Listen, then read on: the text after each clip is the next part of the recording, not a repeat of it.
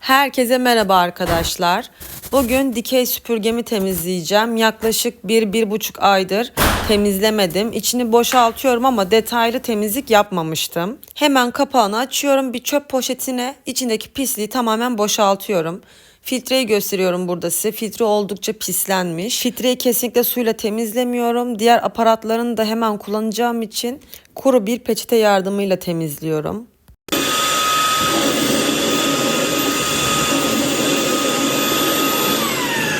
Benim cihazımın içerisinden filtre temizleme aparatı çıkmıştı. Onunla hemen filtresini temizliyorum. Filtreyi temizlediğimiz zaman gerçekten çekiş gücü aşırı derecede fark ediyor.